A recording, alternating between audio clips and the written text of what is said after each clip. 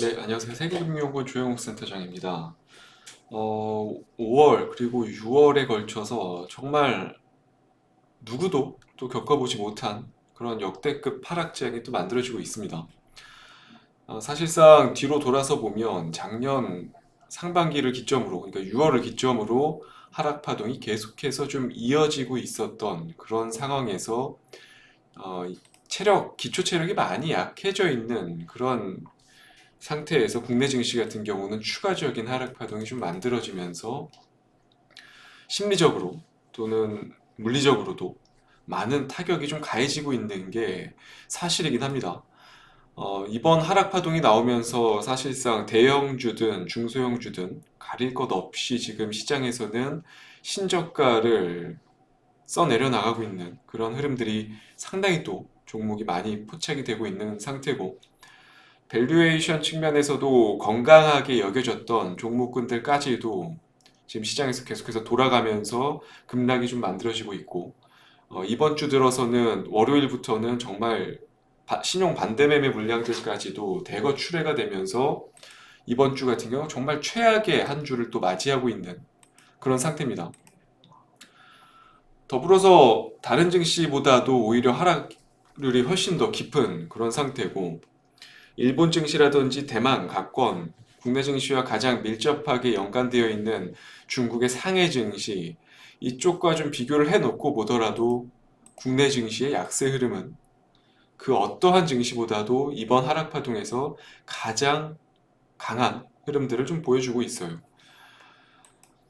결국 지금 현재 파동에서 나타나고 있는 부분들, 당연히 뭐 전 세계적으로 이제 전 세계 증시에 가장 축이 되고 있는 미국 증시가 미국에서 이제 기준금리를 너무 가파르게 인상을 하고 있는 그런 상태다 보니까 국내 역시도 좀 이러한 영향권에 있어서 피해가기는 좀 다소 좀 어려운 그런 상태다라고 좀 볼 수 있을 것 같은데, 중요한 부분들은 지금 현재에서 좀 찾아봐야 될 것들은 2015년도, 16년도 이때 미국도 그렇고 전 세계적으로 제로금리 기조를 유지를 하고 있다. 그러니까 금융위기가 있었던 2009년 이후로 제로금리 기조를 유지를 하다가 2015년 들어서 본격적으로 기준금리를 인상시키는 움직임들이 발생하기 시작했었던 시기였죠.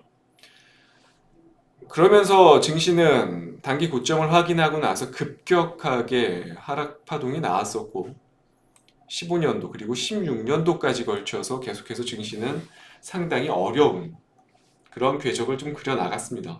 그리고 나서 기준금리 초입 국면이 다 끝나고 나서 이제 금리가 한계치까지 왔다라는 시장의 신호가 좀 발생하자 2017년도 때부터는 본격적인 상승 국면이 다시 돌입되기 시작했죠.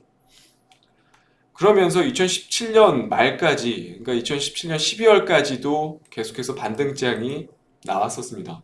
상당히 강한 상승장이 나왔었던 게 2015, 16년도 금리 인상 초입 국면이 지나가고 나서 17년도에 나오기 시작했고요. 국내 증시도 마찬가지, 지금과 상당히 좀 유사하게 저는 보고 있습니다. 2021년도 사실상 기준금리 같은 경우는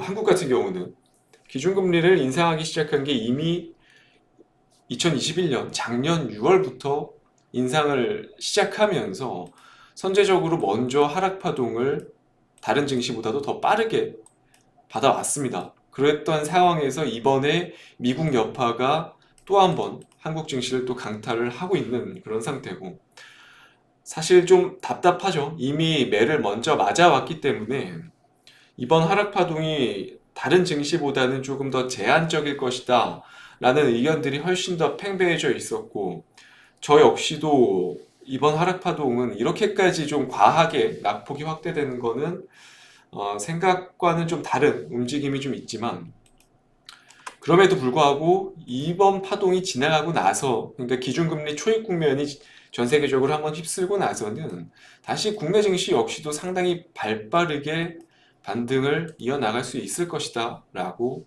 보고 있습니다.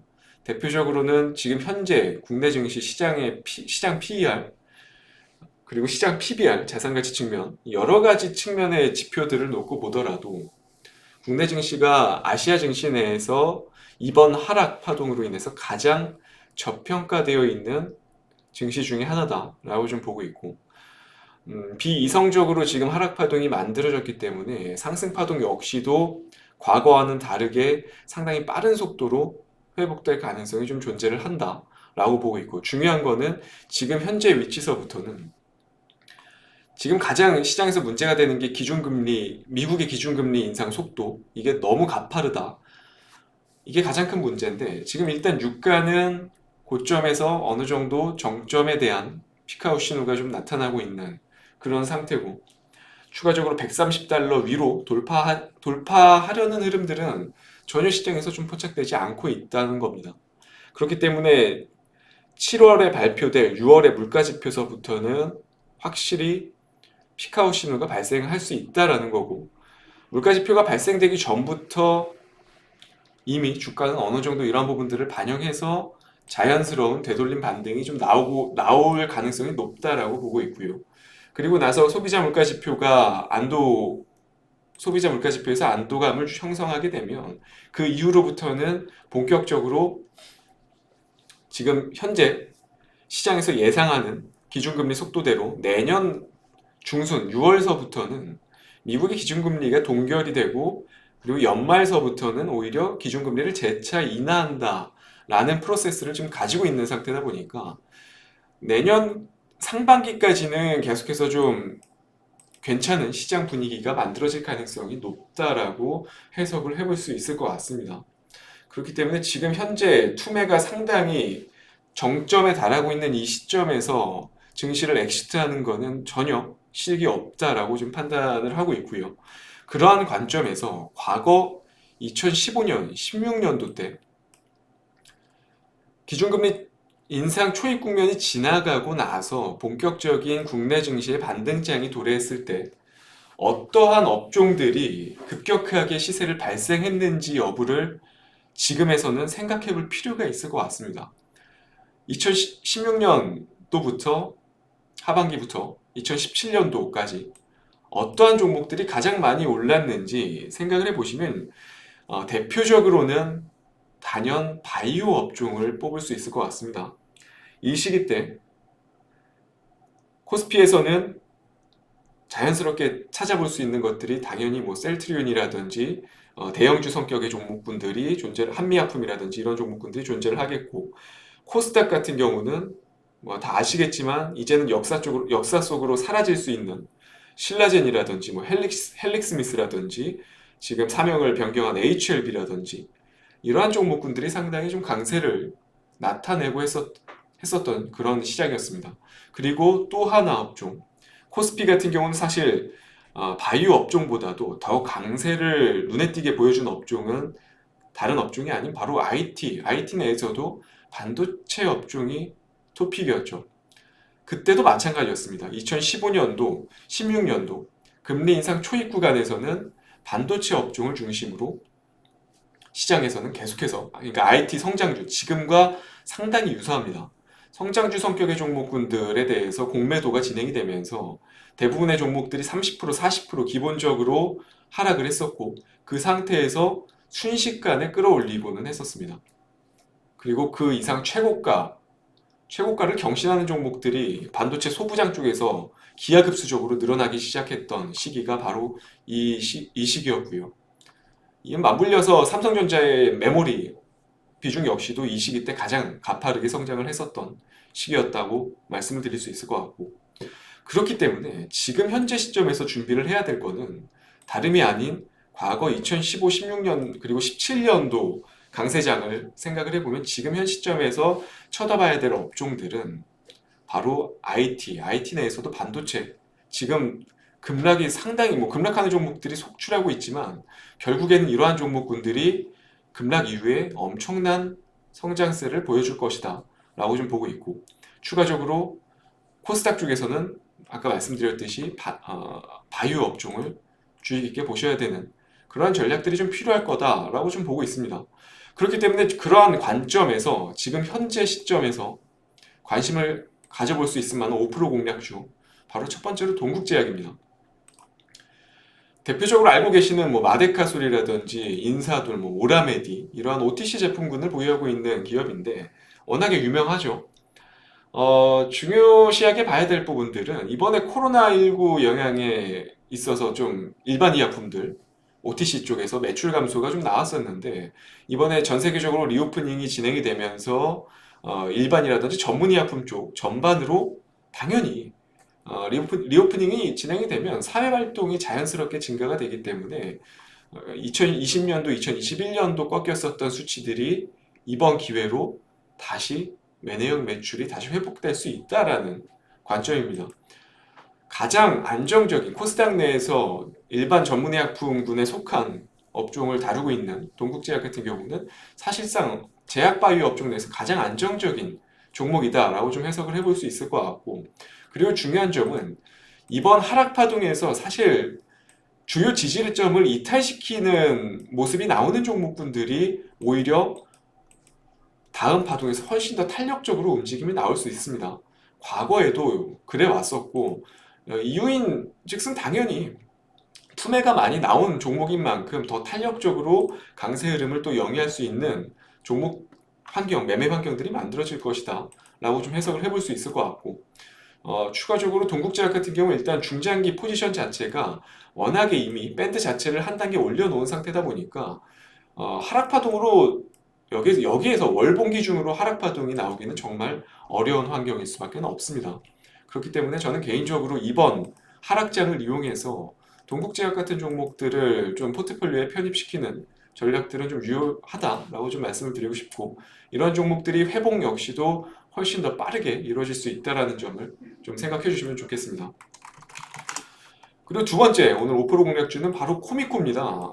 차트만 놓고 봤을 때는 사실상 앞전에 설명드린 동국제약과 상당히 좀 유사한 면이 좀 보여지고 있죠.